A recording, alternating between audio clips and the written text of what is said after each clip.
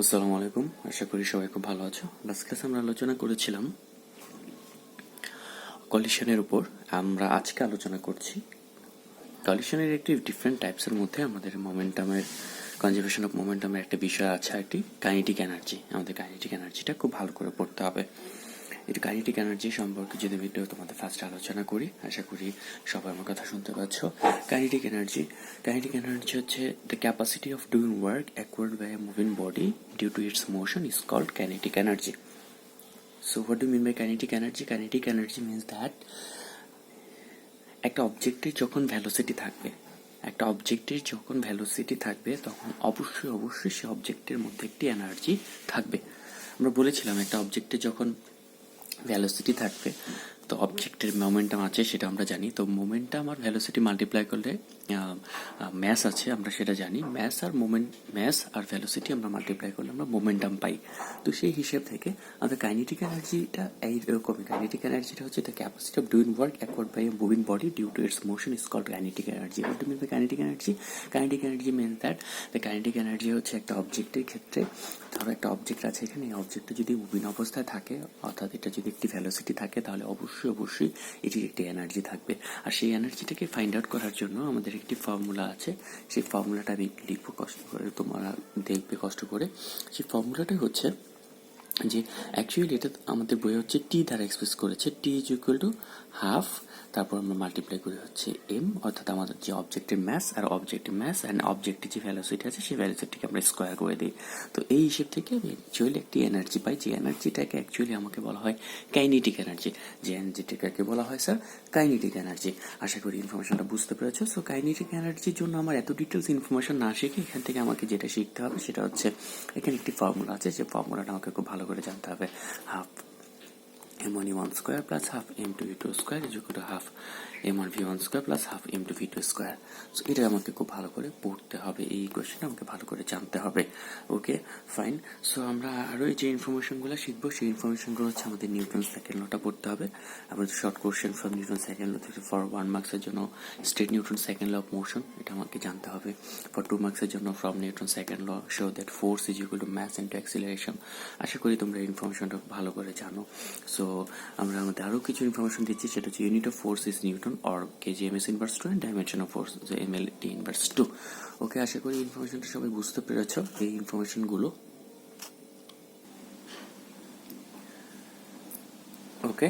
So আমাদের আজকের next topic হচ্ছে আমাদের ফ্রিকশনাল ফোর্স। সো আমরা অ্যাকচুয়ালি ফ্রিকশনাল ফোর্সটা কি, ফ্রিকশনটা হচ্ছে যে একটা অবজেক্ট যখন আরেকটা অবজেক্টের উপর দিয়ে যেতে থাকে তখন এদের মধ্যে একটি কি হয় স্যার, ফ্রিকশন হয়, অর্থাৎ অপোজিট একটি ফোর্স কাজ করে। আমরা যখন রাস্তা দিয়ে হাঁটি তখন একটি ফ্রিকশন কাজ করে। আমরা যখন ধরো একটা সিম্পল একটা এক্সাম্পল দিই, ধরো আমি এই স্কেলটাকে কি করছি, স্কেলটাকে এই খাতাটার উপর হচ্ছে এরকম স্লাইড করছি, এখানেও কিন্তু ফ্রিকশন কাজ করছে।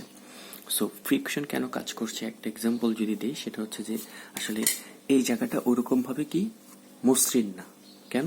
কারণ এই জায়গাটাতে আমরা যদি চিন্তা করি যে অবশ্যই এখানে কিছু না কিছু এভ্রোতেব্র অংশ আছে, যে এভ্রোতেব্র যে অংশগুলো থাকে সেই এভ্রোতেব্র অংশগুলো এখানে অ্যাকচুয়ালি হচ্ছে এটার সাথে ফ্রিকশন হিসেবে কাজ করে। কিন্তু তুমি যদি এখন চিন্তা করো যে স্যার আপনি একটা কাজ করেন, আপনি যদি এখানে যদি একটু যদি মোবিল দিয়ে দেন, হ্যাঁ, বা লুব্রিকেন্টস দেন, তাহলে অবশ্যই মোবিল বা লুব্রিকেন্টস দিলে ফ্রিকশন কম হবে, এটার উপর দিয়ে ফ্রিকশন কম হবে। সিম্পলি আমরা আসলে এই যে দেখি যেটা গাড়িতে মোবিল ইউজ করা হয়, হ্যাঁ, অ্যাকচুয়ালি মোবিল কিন্তু গাড়িতে যেটা ইউজ করা হয় বা লুব্রিকেন্টস যেটা ইউজ করা হয় সেটা কিন্তু ফ্রিকশনকে কমিয়ে ফেলার জন্য ইউজ করা হয়। সো স্যার আশা করি ইনফরমেশনটা বুঝতে পেরেছে যে ফ্রিকশনাল ফোর্সটা কি। ফ্রিকশনাল ফোর্সটা হচ্ছে যে কোনো একটা অবজেক্টের ক্ষেত্রে যে অপোজিট যে ফোর্সটা কাজ করে, অর্থাৎ একটা অবজেক্টকে চলতে গেলে বা একটা অবজেক্টকে মুভ করতে গেলে এর অপোজিট যে ফোর্সটা কাজ করে অলওয়েজ সেই ফোর্সটাকে কি করে বাধা দিতে থাকে। সেই ফোর্সটাকে যে বাধা দেয় সেই ফোর্সটাকে হচ্ছে আমরা ফ্রিকশনাল ফোর্স বলি। তো ফ্রিকশনাল ফোর্স আমাদের হচ্ছে 4 টাইপস ফ্রিকশনাল ফোর্স। আমাদের একটি হচ্ছে, আমরা যদি ফার্স্টটা যদি আমরা লিখি, আমাদের ফ্রিকশনাল ফোর্স ফার্স্টের যে ফ্রিকশনাল ফোর্সটা সেটা হচ্ছে স্ট্যাটিক ফ্রিকশনাল ফোর্স আর স্ট্যাটিক ফ্রিকশন। স্ট্যাটিক ফ্রিকশনটা কি, একটা অবজেক্টের সাথে আরেকটা অবজেক্ট, ধরো আমি এই বইটার উপর এই খাতাটা রেখেছি অথবা এই খাতাটার উপর কলমটা রেখেছি, এখন এটা একটা রেস্ট পজিশন আছে, খাতাটা একটা রেস্ট পজিশন আছে। তো সেই হিসেব থেকে তুমি যদি চিন্তা করো যে দুটাই যেহেতু রেস্ট পজিশন আছে, তাহলে এখানেও কি ফ্রিকশন হচ্ছে? হ্যাঁ, এখানেও ফ্রিকশন হচ্ছে। এখানে যে ফ্রিকশনটা হচ্ছে সেটা হচ্ছে স্ট্যাটিক ফ্রিকশন। আমি আশা করি ইনফরমেশনটা বুঝতে পেরেছো। এটি হচ্ছে স্ট্যাটিক ফ্রিকশন। 2 নম্বর যেটা আমাকে আলোচনা করতে হচ্ছে, 2 নম্বর হচ্ছে আমাদের স্লাইডিং ফ্রিকশন। Sliding friction. এখন স্লাইডিং ফ্রিকশন বলতে আমরা কি বুঝি? স্লাইডিং ফ্রিকশন বলতে বোঝাচ্ছি, ধরো এই খাতাটার উপর এই কলমটা স্লাইড করছে, এভাবে স্লাইড করে চলে যাচ্ছে বা স্লাইড করতেছে। তো এই হিসেবে যদি স্লাইড করতে থাকে, তখন আমরা সেই যে ফ্রিকশনটা হয়ে যাবে, সেই ফ্রিকশনটাকে আমি বলতে পারি স্লাইডিং ফ্রিকশন। এরকম একটা এক্সাম্পল দিতে পারি, যেমন সাইকেলের চাকা। হ্যাঁ, সাইকেলের চাকাকে হঠাৎ করে যখন আমরা ব্রেক করতে চাই, বা সাইকেলের চাকাকে যখন চেপে ধরা হয় বা ব্রেক করতে দেওয়া হয়, তখন কিন্তু সেখানে কিন্তু একটি স্লাইডিং ফ্রিকশন হয়। যদিও এখনকার সাইকেলগুলোতেও হয়, হাইড্রোলিক ব্রেক যেগুলোতে, সেগুলোতেও ফ্রিকশন হয়। ওকে স্যার, আমি আশা করি ইনফরমেশনটা তোমরা বুঝতে পেরেছ। এখানে আমি তোমাদের একটি ইনফরমেশন দিচ্ছি, সেটা হচ্ছে আমাদের স্লাইডিং ফ্রিকশনের জন্য আমাদের বইয়ে একটি ফর্মুলা আছে। আমরা জানি W=mg। এই ফর্মুলাটা আশা করি তোমরা খুব ভালো করে সবাই জানো যে W=mg কি? W=mg হচ্ছে ওয়েটটার জন্য বের করতে পারি। আর আমরা আরেকটি ফর্মুলা জানি, সেই ফর্মুলাটা আমরা একটু মাথায় রাখবো। F=μW। F=μW। এই ইনফরমেশনটা আমরা সবাই মাথায় রাখবো। F=μW। এখন তোমার প্রশ্ন হচ্ছে যে স্যার, আমি তো এই W সম্পর্কে জানি। W হচ্ছে আমাদের ওয়েট, M হচ্ছে আমাদের ম্যাস, G হচ্ছে acceleration due to gravity. Acceleration. আশা করি ইনফরমেশনটা তোমরা বুঝতে পেরেছো। Mass, acceleration. সো F=μW টা তাহলে কি? স্যার, এই small f sliding friction,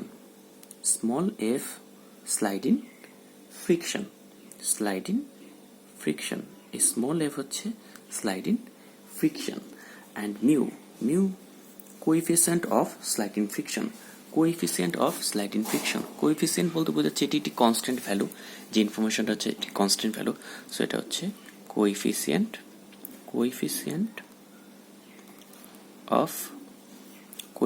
of sliding friction. মানে বোঝাচ্ছে যে এফটা হচ্ছে আমাদের স্লাইডিং ফ্রিকশন, যেটা আমরা স্লাইডিং ফ্রিকশনকে বলি হচ্ছে গতিঘর্ষণ। এটা গতিঘর্ষণ। আর গতিঘর্ষণের জন্য যে সহগটি হয়, সেই সহগটিকে আমরা মিউ দ্বারা এক্সপ্রেস করি। সো মিউ হচ্ছে আমাদের কোএফিসিয়েন্ট অফ স্লাইডিং ফ্রিকশন। আর ডব্লিউ সম্পর্কে আর কি ইনফরমেশন দেবো? ডব্লিউ সম্পর্কে তো তোমরা ইনফরমেশন জানো, ডব্লিউ হচ্ছে আমাদের ওয়েটটা। সো এই হচ্ছে আমাদের একটি ফর্মুলা, F=μW। এই ফর্মুলাটা দিয়ে আমাদের অনেক সময় ম্যাথ আসে পরীক্ষার সময়। আশা করি ইনফরমেশনটা তোমরা বুঝতে পেরেছ। সো এই ইনফরমেশনটা যদি বুঝতে পারো স্যার, তাহলে আমরা এই ফর্মুলার টাইপসের একটি ম্যাথ সলভ করব পরবর্তী ক্লাসগুলোতে। আসলে এই টাইপসের ম্যাথ আমরা সলভ পরীক্ষার সময় অনেক সময় এই টাইপসের ম্যাথ দিয়ে দেয়, কিন্তু সবচেয়ে মজার বিষয় হচ্ছে এখানে ম্যাথে কোনো ঝামেলা নাই। শুধুমাত্র এই ফর্মুলাটা তুমি যদি মাথায় রাখতে পারো বা এই ফর্মুলাটা তুমি যদি জানো, তাহলে তুমি খুব ইজিলি ম্যাথ সলভ করতে পারবে। এখানে একটা ইনফরমেশন কথা বলতে চাই, সেটা হচ্ছে যে F=, যেহেতু তুমি বলতেছো স্যার μW, তো এই হিসেবে কিন্তু তুমি মিউ এবং ডাব্লিউর পরিবর্তে কিন্তু তুমি mg বসাতে পারো। এই হচ্ছে আমাদের ইনফরমেশন। আশা করি তোমরা সবাই বুঝতে পেরেছ। নেক্সট আমি যে কথাগুলো তোমাদের সাথে শেয়ার করব, যে এরপরে আমাদেরকে কি পড়তে হবে? Rolling friction. আমাদের যে থার্ড যে ফ্রিকশনটা পড়তে হবে, সেটা হচ্ছে আমাদের rolling friction. Okay sir, rolling friction. Actually আমরা রোলিং ফ্রিকশন বলতে বোঝাচ্ছি যে আমরা ধরে নিচ্ছি যে এটি একটি প্লেনের উপর যদি এখন সাপোজ ধরো এটা যদি এই মুভ করতে করতে যাইতে থাকে, অথবা এটা যে কোনো একটা বিষয়, এটা যদি তোমার হচ্ছে মুভ করতে এভাবে যদি যেতে থাকে, বা আমি যদি একটা গোল চাকার কথা ধরি, এটা যদি মুভ করতে যেতে থাকে, তাহলে রোলিং করতে যেতে থাকবে, সেটাকে আমরা বলতে পারি হচ্ছে রোলিং ফ্রিকশন। তো আরেকটা বিষয় রোলিং ফ্রিকশন ক্ষেত্রে যদি আমি আরেকটা বিষয় একটু শেয়ার করি, সেটা হচ্ছে যে এখানে যেহেতু স্যার একটা এক্সাম্পল হিসেবে যদি আমরা চিন্তা করি, যেমন আমরা হচ্ছে ব্রিফকেসের নিচে যখন আমরা দেখি ট্রলি, বা ব্রিফকেসের নিচে স্যার সাধারণত ট্রলি ওই যে ট্রলি যে ব্যাগগুলো থাকে, ট্রলি ব্যাগগুলোর নিচে যে চাকাগুলো থাকে, চাকাগুলো কিন্তু স্যার মুভ করতে থাকে, অর্থাৎ হচ্ছে ফ্লোরে মুভ করতে করতে কিন্তু সেটাকে খুব সহজে কিন্তু আমরা টেনে নিতে পারি। সেটা হচ্ছে আমাদের রোল ইনফেকশন উদাহরণ। একটা আছে আমাদের হচ্ছে ফ্লুইড ফ্রিকশন। আমাদের ফোর্থ যে ফ্রিকশনটা সেটা হচ্ছে আমাদের ফ্লুইড ফ্রিকশন। ফ্লুইড ফ্রিকশনটা সম্পর্কে যদি আমি তোমাদের একটু আলোচনা করি, তাহলে আমাদের আমাদের এই টপিকসটা হচ্ছে আমাদের 4 নাম্বার যেই ফ্রিকশনটা কথা বলা হচ্ছে সেটা হচ্ছে ফ্লুইড ফ্রিকশন। ফ্লুইড ফ্রিকশন সাধারণত যেটা হয় স্যার, সেটা আমরা কোনো একটা অবজেক্টের ক্ষেত্রে যদি চিন্তা করি, সেটা লিকুইড হতে পারে বা সেটা এয়ার হতে পারে। এয়ার সাবস্টেন্স বা লিকুইড সাবস্টেন্সের ভিতরে সাধারণত আমরা যেই ফ্রিকশনটা হয়, সেই ফ্রিকশনটাকে আমরা ফ্লুইড ফ্রিকশন বলতে পারি। আশা করি ইনফরমেশন বুঝতে পেরেছ। যেমন প্যারাসুট থেকে ব্যবহার করে যখন কেউ একজন নামতে থাকে, তখন প্যারাসুটের সাথে যে ফ্রিকশনটা হয়, সেই ফ্রিকশনটা কিন্তু কোনো অবজেক্টের বা কোনো সলিড সাবস্টেন্সের হয় না, সেটা কিন্তু একটি এয়ার সাবস্টেন্সের হয়। উপর থেকে যখন প্যারাসুটে পড়ছে, তখন কিন্তু প্যারাসুট থেকে পড়ার সময় কিন্তু সেটাকে কি করে, এয়ার একটি রেজিস্ট্যান্স তৈরি করে, যে কারণে লোকটাকে আস্তে আস্তে প্যারাসুট নিয়ে আস্তে আস্তে পড়ে। এটা হচ্ছে আমাদের ফ্লুইড ফ্রিকশনের সবচেয়ে ভালো এক্সাম্পল। হ্যাঁ স্যার, পরবর্তীতে তোমাদের হচ্ছে যে মোশনের উপর যে ফ্রিকশনের যেই আমাদের এফেক্টগুলো আছে, মোশনের উপর ফ্রিকশনের যে এফেক্টগুলো আছে সেগুলো ভালো করে পড়বে মোশনের উপর। তারপর টায়ারের সারফেসের সাথে, রোডের সাথে, তারপর হচ্ছে মোশনকে কিভাবে কন্ট্রোল করা যায়, ব্রেক করা যায় সিস্টেম। তারপর আমরা কিভাবে ফ্রিকশনকে কিভাবে আমরা বাড়াতে পারি, ফ্রিকশনকে কিভাবে আমরা কমাতে পারি, বা ফ্রিকশনকে কিভাবে আমরা কমাইতে পারি, এটাই ইম্পর্টেন্ট স্যার ফ্রিকশন। কারণ ফ্রিকশন কিন্তু আমাদের যেমন দরকার, এরকম কিন্তু স্যার আমাদের যেরকম আমাদের উপকার করে, ঠিক কিন্তু অপকারও করে ফ্রিকশনটা। তো এই টাইপসের আরেকটা টপিকস আছে তোমাদের, লাস্ট টপিকস যেটা তোমাদের বইয়ের লাস্ট টপিক, সেটা হচ্ছে friction is a necessary evil. মানে ফ্রিকশন অর্থাৎ ঘর্ষণ একটি প্রয়োজনীয় উপদ্রব। মানে হচ্ছে friction is a necessary evil. ভাই মানে কি এটা? মানে হচ্ছে এই যে ফ্রিকশনটা তোমার লাইফে ফ্রিকশনের দরকার আছে, অর্থাৎ বোঝাচ্ছে যে ফ্রিকশন যেরকম দরকারি তোমাকে উপকার করছে, এরকম অপকারও করছে। অপকারও করছে বাট উপকারও করছে। যেমন সিম্পলি যদি তোমাকে কেউ প্রশ্ন করে যে ফ্রিকশনটা দিয়ে কি হচ্ছে, ফ্রিকশন যদি না থাকতো তাহলে আমরা হাঁটতে পারতাম না। এই যে আমরা রাস্তা দিয়ে হাঁটতেছি, এটা হাঁটতে পারতাম না। তো এটা আমাদের কাজ হচ্ছে ফ্রিকশনের কারণে আমরা করতে পারি। রাস্তা দিয়ে গাড়ি চলতে পারে, আমরা কাগজে পেন্সিল কলম দিয়ে লিখতে পারি, দালান তৈরি করতে পারি, প্যারাসুট দিয়ে নিরাপদে নিচে নামতে পারি। এই সব কিছু উদাহরণ কিন্তু ফ্রিকশনের উদাহরণ। ফ্রিকশনের ভালো দিকগুলো, ফ্রিকশনের খারাপ দিকগুলো হচ্ছে ফ্রিকশনের কারণে ইঞ্জিন ক্ষতিগ্রস্ত হয়। যেমন ইঞ্জিন অনেক সময় দেখবা যে ইঞ্জিন খটখট শব্দ করে ফ্রিকশনের কারণে। বা ইঞ্জিনের ক্ষেত্রে কি হয়, ইঞ্জিনের যে পিস্টনগুলো আছে, পিস্টনগুলো আস্তে আস্তে নষ্ট হয়ে যায় ফ্রিকশনের কারণে। এটা হতে পারে স্যার। আশা করি তোমরা ইনফরমেশনগুলো বুঝতে পেরেছো। তো আজকে আমাদের এই টপিকস অর্থাৎ এই ক্লাসের এই যে চ্যাপ্টার আছে ফোর্স যে চ্যাপ্টারটা আছে, এটার কিছু বেসিক জিনিস আলোচনা করব।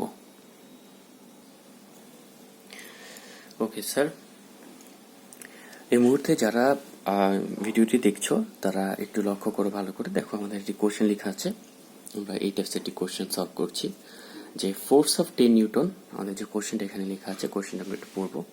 সেই কোশ্চেনটা হচ্ছে এ force of 10 Newton is applied on a body of 10 KG at rest for 12 second. অর্থাৎ একটা 10 কেজির অবজেক্ট রেস্ট পজিশনে ছিল, সেখান থেকে আমরা 10 নিউটন ফোর্স অ্যাপ্লাই করেছি। সো এই 10 নিউটন ফোর্সটা হচ্ছে 12 সেকেন্ড এই অবজেক্টের উপর অ্যাপ্লাই হয়েছে। So find out the distance travel by the body in first 12 seconds. মানে বোঝাচ্ছে যে আমাকে এখন ট্রাভেলিং ডিস্টেন্স বের করতে হবে, কতটুকু ডিস্টেন্স ট্রাভেল করেছে ওই অবজেক্টটা ফার্স্ট 12 সেকেন্ডসে। তো যে ইনফরমেশনগুলো আমাদের আছে, আমাদের ম্যাথ করার রুলসগুলো একটু ভালো করে সবাই একটু অবজার্ভ করবে। আমরা এখানে যে ইনফরমেশনগুলো আছে সেই ইনফরমেশনগুলো নিব।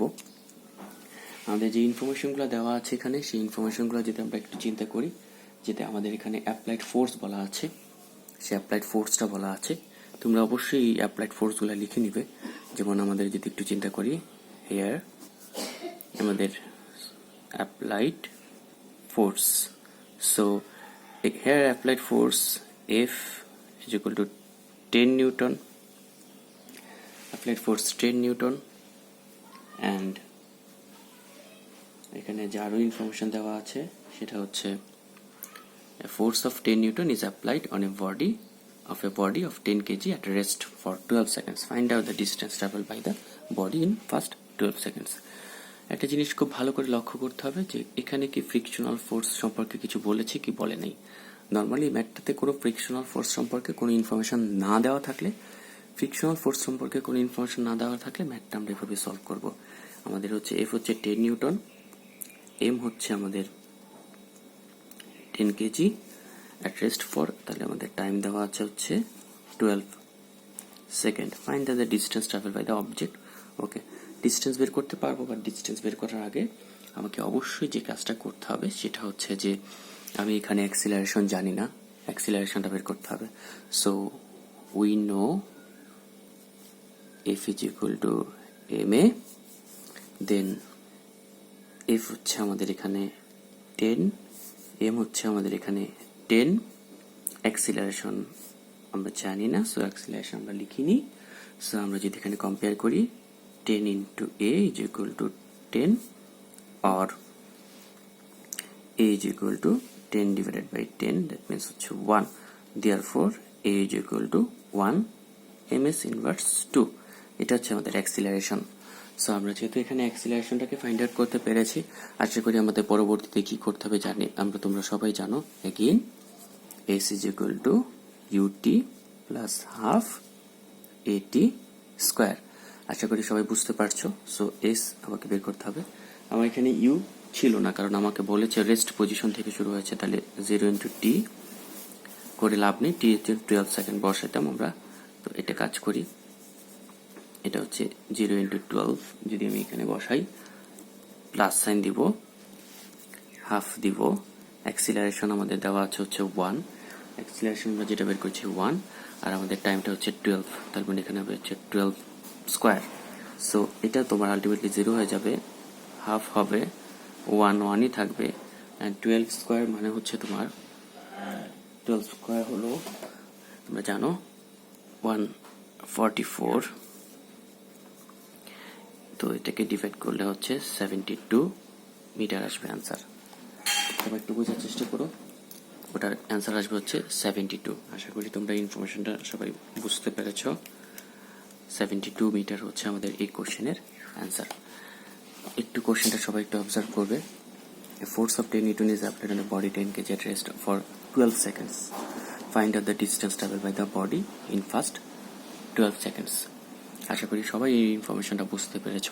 যদি এই টাইপসের ম্যাথে কখনো ফ্রিকশন ফোর্সের কথা বলে দেওয়া থাকে তখন আমাকে এটা অন্যভাবে করতে হবে, বাট ফ্রিকশন ফোর্সের কথা যেহেতু বলে দেওয়া নাই, সো আমাদের ফ্রিকশন ফোর্স সম্পর্কে বলে দেওয়া না থাকলে আমরা এভাবে করব।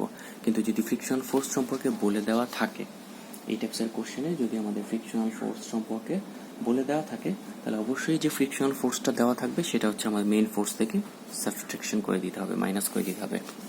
দ্যাট মিনস যদি এখানে বলে দিই যে ফ্রিকশনাল ফোর্স, এখানে যদি তোমাকে বলে দেয় যে ফ্রিকশনাল ফোর্স ইজ 1 নিউটন, যদি এভাবে বলে দেয় যে here or frictional force 1 newton, এই টাইপসের কথা যদি বলে দেয় যে ফ্রিকশনাল ফোর্স হচ্ছে 1 নিউটন, যদি এই টাইপসের কথা বলে দেয় তাহলে স্যার আমাকে যে কাজটা করতে হবে সেটা হচ্ছে যে আমার যে মেইন ফোর্সটা আছে, মেইন যে ফোর্সটা এফ সমান আমার কত 10 নিউটন ছিল, সেই 10 নিউটন মেইন ফোর্সটা থেকে ফ্রিকশনাল ফোর্সটা মাইনাস করতে হবে। রুলসটা হচ্ছে যে we know that F is equal to m a, but if frictional force is exist, মানে ফ্রিকশনাল ফোর্স যদি থাকে তাহলে F minus small F, F minus small f is equal to ma. So small f, here small f is a frictional force. So আমাদের main force দেওয়া ছিল 10 Newton, সেখান থেকে আমি যে ফ্রিকশনাল ফোর্স আমাদের যদি 1 নিউটন দেওয়া থাকতে পারে, ফ্রিকশনাল ফোর্স আমাদের সাধারণত 1 নিউটন দেওয়া থাকে বা 0.5 নিউটন দেওয়া থাকে, সো সেই 1 নিউটনটাকে আমি সাবট্রাকশন করে দিব, এম এ লিখবো। সো আলটিমেটলি এখান থেকে আমি পাচ্ছি কি, এখান থেকে পাচ্ছি হচ্ছে 9 নিউটন, আর এম এর ভ্যালু যেটা দেওয়া আছে আমাদের 10 কেজি, সেই 10 কেজি বসাবো। অ্যাক্সিলারেশন আমরা জানি না, অ্যাক্সিলারেশনটাকে আমরা আননোন রাখবো। সো এইভাবে অ্যাকচুয়ালি আমরা অ্যাক্সিলারেশন বের করে ম্যাথটা সলভ করতে পারি। তখন ফ্রিকশনাল ফোর্স থাকলে, আমি আশা করি তোমরা এটা বুঝতে পেরেছো, এটা থাকলে তো তোমরা বুঝতেছো যে এটা হচ্ছে 10a 9 a is equal to 9 divided by 10, that means একটা 9 divided by 10 এর কথা যখন বলবো তখন অবশ্যই আমাদের ভ্যালুটা একটু ডিফারেন্ট আসবে। আশা করি সবাই এটা বুঝতে পেরেছো। সো এখানে যেটা আসবে সেটা হচ্ছে 0.9 ms ইনভার্স 2। সো সবাই আশা করি আমার এই ক্লাসটি বুঝতে পেরেছ। যদি ফ্রিকশনাল ফোর্স থাকে তাহলে কি হবে, আর যদি ফ্রিকশনাল ফোর্স না থাকে তাহলে কি হবে, আশা করি সবাই বুঝতে পেরেছ স্যার। এই হচ্ছে আমাদের আজকে আলোচনার বিষয়বস্তু ছিল। তো এই বিষয়গুলো নিয়ে আমরা একটু একটু ভালো করে পড়বো। ফ্রিকশনাল ফোর্সগুলো নিয়ে একটু আলোচনা করবো ভালো করে। মোমেন্টাম, কনজারভেশন অফ মোমেন্টাম নিয়ে আলোচনা করবো। এই চ্যাপ্টারের সবচেয়ে ইম্পর্টেন্ট হচ্ছে আমাদের কলিশন। আমাদের কলিশনের ক্ষেত্রে আমরা আরেকটু ইনফরমেশন দিয়ে যাচ্ছি তোমাকে। কলিশনের ক্ষেত্রে আমাদের দুই ধরনের কলিশন হয়, একটা হচ্ছে ইলাস্টিক কলিশন, একটা হচ্ছে নন ইলাস্টিক কলিশন। এই টাইপসের কথাবার্তাও আছে। সেটা হচ্ছে যে যদি তোমার হচ্ছে momentum, conservation of momentum is conserved হয় অ্যান্ড কনজারভেশন অফ এনার্জি যদি কনজার্ভড হয়, তখন সেই কলিশনটা আমাদের হচ্ছে ইলাস্টিক কলিশন হয়। আর যদি একটা কন্ডিশন ফুলফিল করে, একটা কন্ডিশন যদি ফুলফিল না করে, তখন সেটা আমার নন ইলাস্টিক কলিশন হয়। তো এই টাইপসের ইনফরমেশনগুলো, এই টাইপসের ম্যাথগুলো আমরা প্র্যাকটিস করবো। আর একটা বিষয় হচ্ছে যে আজকের আশা করি ক্লাসটি তোমরা মোটামুটি ভালো করে বুঝতে পেরেছ। ক্লাসটি 2-1 বার রিপিট করবে হেডফোন লাগিয়ে কানে। অবশ্যই তোমাদের সব কিছু খুব সুন্দর করে আয়ত্ত হয়ে যাবে আমি আশা করি। সবাই ভালো থাকবে, সবাই সবার জন্য দোয়া করবে। আল্লাহ হাফেজ। সবাই খুব ভালো থাকবে। আল্লাহ হাফেজ।